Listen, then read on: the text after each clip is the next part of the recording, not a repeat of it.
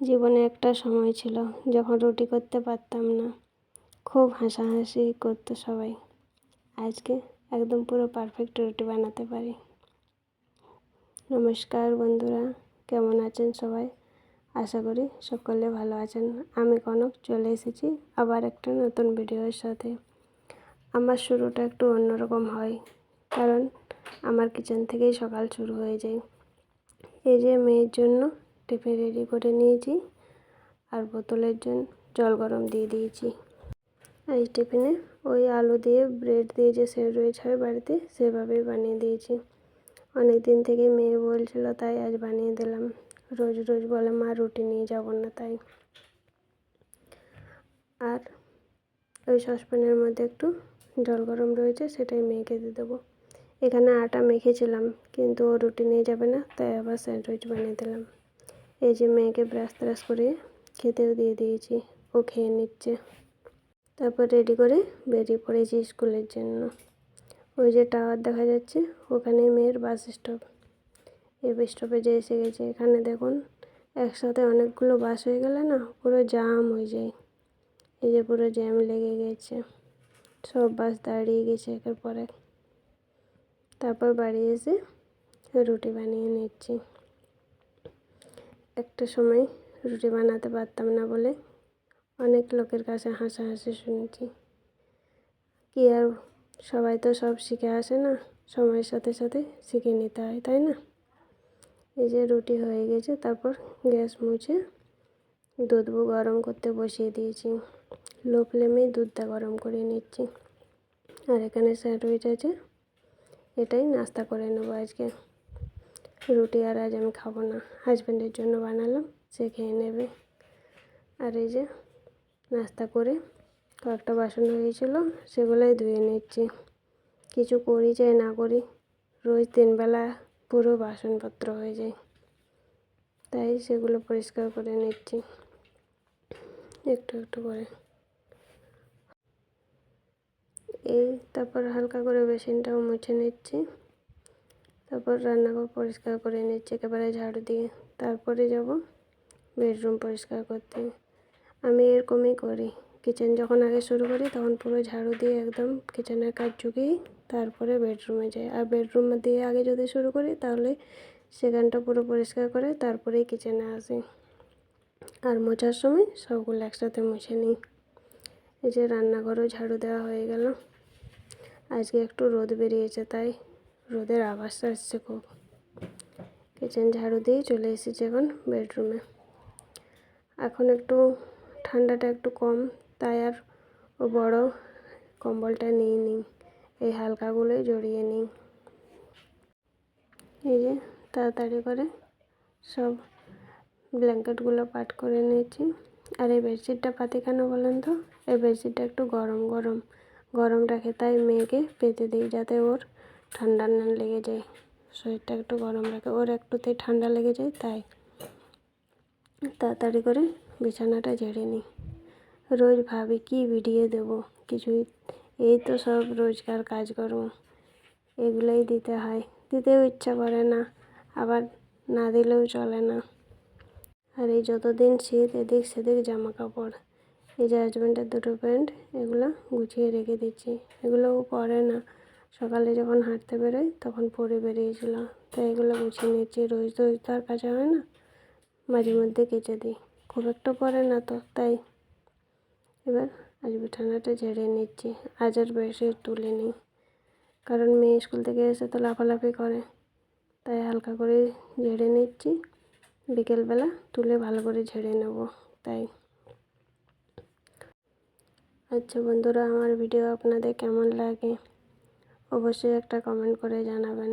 আর যদি ভালো লাগে সাবস্ক্রাইব করে আমার পাশে থাকবেন। একটা লাইক দিয়ে পুরো ভিডিওটা দেখার অনুরোধ রইল। আপনারা যদি একটা কমেন্ট করেন, তাহলে আমার ভিডিও বানাতে আরও ভালো লাগবে। যখন প্রথম ভিডিওটা বানিয়েছিলাম, তখন কোনো আশা ছাড়াই বানিয়েছিলাম।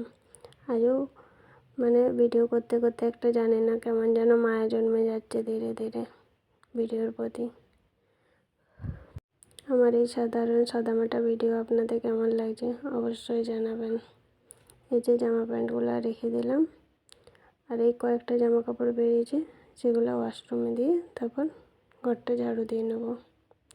রোজ রোজ তো আর ভালো করে পরিষ্কার করতে পারি না, কারণ একা হাতে কাজ তো। তারপরে মেয়ে বাইরে থাকে, তারও স্কুলের একটা টাইমের ব্যাপার থাকে।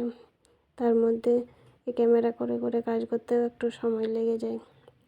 কিছু কিছু কাজ ক্যামেরা অফ করেই করতে হয়, ওই জন্য সবসময় আর ক্যামেরা অন করা যায় না।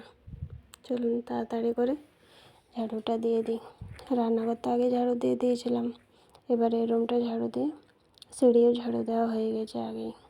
এই রুমটা ঝাড়ু দিয়ে একেবারে নিচে চলে যাব ঝাড়ু দিতে। নিচে বলতে ওই নিচের সিঁড়িগুলা ওইটুকুনি, তারপর নিচে যে থাকে সে দিয়ে দিই বাকিটা।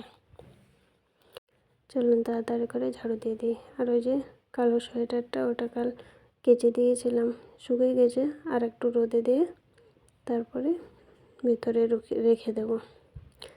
তার মধ্যে তখন ঝাড়ু টাড়ু দেওয়ার পরে সবজি এসেছিলো, তাই একটু সবজি নিয়ে নিলাম।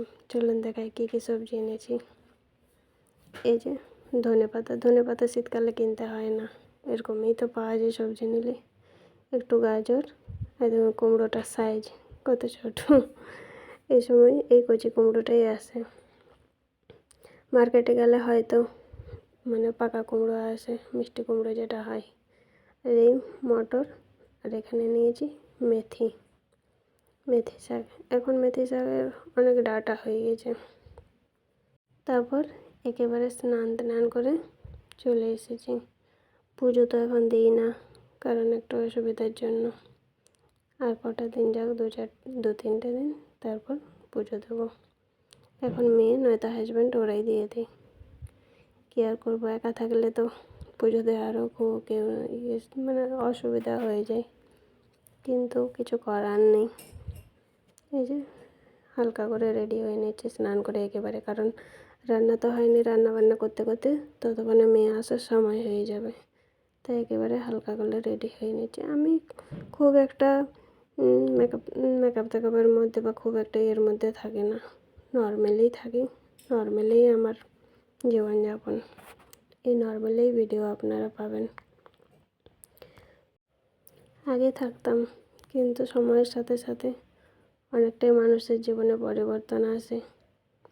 সব সময় সমান চলে না, যখন যেরকম সেরকমভাবে মানিয়ে নিতে হয়, তাই না? এই যে একটু সিঁদুর লাগিয়ে নিচ্ছি মাথায় স্নান করে। লিকুইড সিঁদুর অনেক দিন ধরেই আনা হচ্ছে না, যেটা বাড়ি ছিল সেটা বাড়ন্ত, তাই বাড়ির থেকে নিয়ে এসেছিলাম পাউডারটা, যেটা ডাস্ট সিঁদুর হয় শ্রীমতীর, সেটাই লাগিয়ে নিচ্ছি।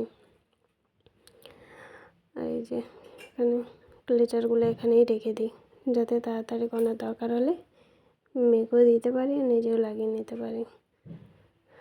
তারপর চলে এসেছি জামা কাপড় মেলতে ছাদে। আজ খুব একটা জামা কাপড় বেরোয়নি। এই যে হাজব্যান্ডের জ্যাকেটটা কালই কেচে দিয়েছিলাম, ওটা একটু রোদে দিয়ে দিচ্ছি। আর ওটা পরবে না বলছে, তাই কেচে রেখে দেবো।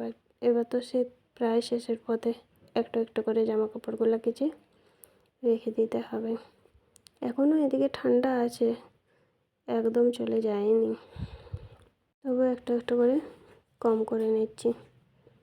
তারপর ছাদ থেকে চলে এসে রান্নাঘরে চলে এসেছি রান্না করতে। দুপুরে কী যে রান্না করব রোজ আর ভেবে পাই না।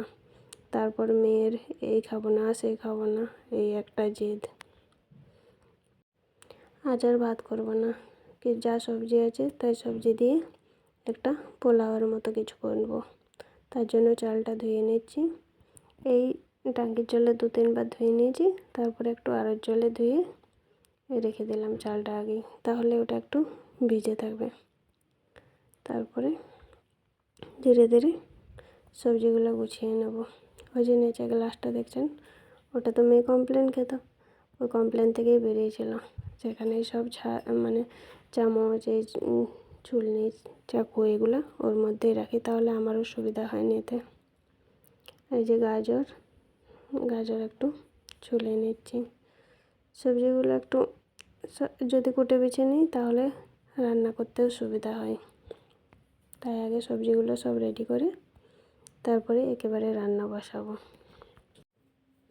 একটু গাজর, একটু আলু আর এই সবুজ মটর এইসব দিয়ে একেবারে রাইসটা বানাবো। আর একটু আলু ভেজে নেবো গোল গোল করে, তাহলেই হয়ে যাবে। মেয়ে তো সাদা ভাতের চাইতে এইসব খাবারই বেশি পছন্দ করে। এই দেখুন সব গুছিয়ে চলে এসেছি, একটু গোল গোল করে আলু ভেজে নিলাম। এবার সব সবজিগুলো দিয়ে, ক্যাপসিকামটা আগেই ভেজে তুলে রেখেছিলাম তাই দেখাচ্ছিলাম। এদিকে টমেটো, লঙ্কা এসব কাঁচা ছিল। ওটার ভিডিও করে নিয়ে এবার রান্না করে চলে এসেছিলাম মেয়েকে নিয়ে। একটু রায়তাও বানিয়ে নিয়েছিলাম, মেয়ে রায়তা খুব পছন্দ করে। তবে খেয়ে দিয়ে বিকেলে একটু রেস্ট নিয়ে ছাদে চলে এসেছি, মেয়ের সাথে খেলা করছি একটু। ওর সাথে আমিও বাচ্চা হয়ে যাই মাঝে মধ্যে, ও খুশি হয় আমিও খুশি হই, এই তো জীবন। সন্ধে লেগেই গেছে প্রায়, আর বেশিক্ষণ বেলা নেই, তো একটু খেলে নিই মেয়ের সাথে, নিজে একটু হাঁটাহাঁটি করে নিই, তারপর নিচে গিয়ে কাজ তো আছেই, কাজ করতেই হবে। তার মধ্যে দেখাচ্ছি আপনাদেরকে, ওই যে কোনায়, ওই যে দূরে সূর্য মামা অস্ত যায়। আবার একটা রাত্রি, আবার একটা নতুন সকালের শুরু হবে। সবাই ভালো থাকবেন, সুস্থ থাকবেন, নমস্কার।